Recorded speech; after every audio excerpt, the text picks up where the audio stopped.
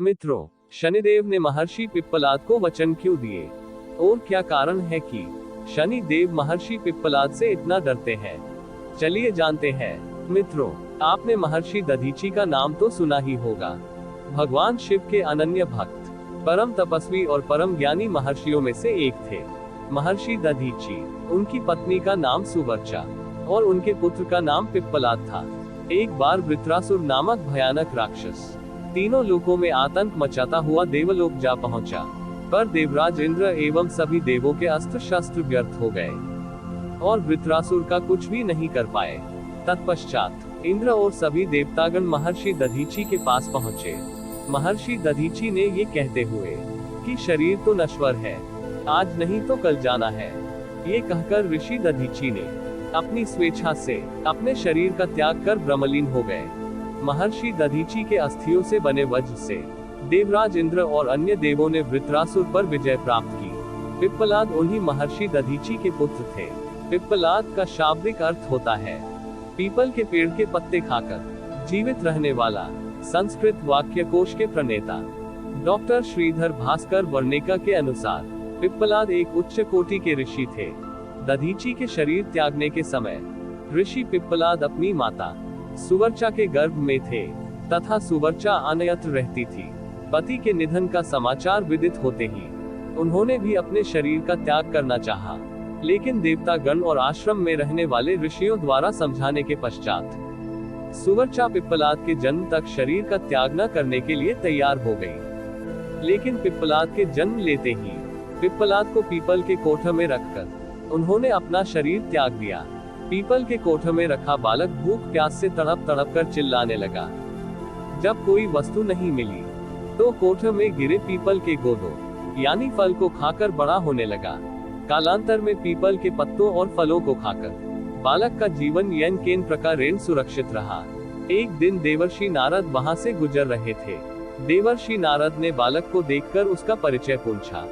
देवर्षि नारद बोले, बालक तुम कौन हो और तुम्हारे जनक कौन है? बालक ने कहा, यही तो मैं भी जानना चाहता हूँ। तब नारद ने ध्यान धर देखा। नारद ने आश्चर्यचकित हो बताया कि हे बालक, तुम महान दानी महर्षि दधीची के पुत्र हो।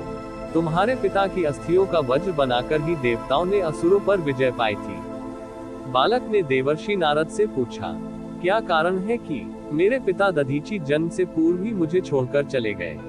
जन्म होते ही मेरी माता भी मुझे छोड़कर चली गई और बाल्यकाल में ही मैं अनाथ होकर कष्ट झेलने लगा। देवर्षि नारद ने कहा, तुम्हारे पिता ने अपनी स्वेच्छा से और तुम्हारी माता ने उनके वियोग में अपने शरीर का त्याग किया था, लेकिन तुम्हारे बाल्यकाल में ही अनाथ होकर कष्ट झेलने का कारण शनिदेव की महादशा है। शनिदेव की महादशा के कारण ही तुम्हें इस आयु में ही इतने कष्ट झेलने पड़ रहे हैं। इतना बताकर देवर्षि नारद ने पीपल के पत्तों और गोदों को खाकर जीने वाले बालक का नाम पिप्पलाद रखा और उसे दीक्षित किया। आगे चलकर वही शिशु महर्षि पिप्पलाद कहलाया। पिप्पलाद ये सुनकर बड़े क्रोधित हुए और कहने लगे कि शनि देव नवजात शिशुओं को भी नहीं छोड़ते हैं, उन्हें इतना अहंकार है। तब ऋषि पिप्पलाद ने देवर्षि नारद के जाने के बाद देवर्षि नारद के बताए अनुसार ब्रह्मा जी की घोर तपस्या कर उन्हें प्रसन्न किया।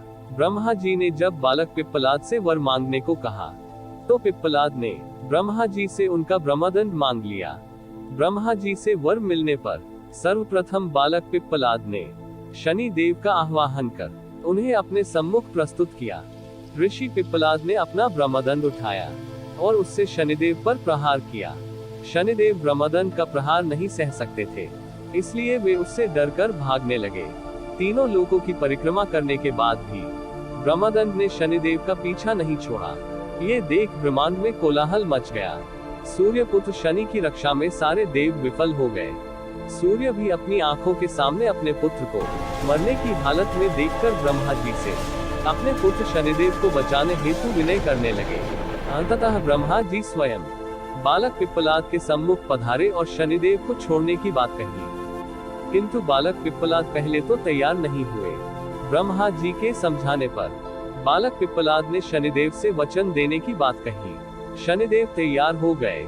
तब बालक पिप्पलाद ने शनिदेव को यह वचन लेकर छोड़ा कि जन्म से 12 वर्ष तक किसी भी बालक को शनिदेव कष्ट नहीं देंगे और किसी भी बालक पर शनि की महादशा का असर नहीं होगा।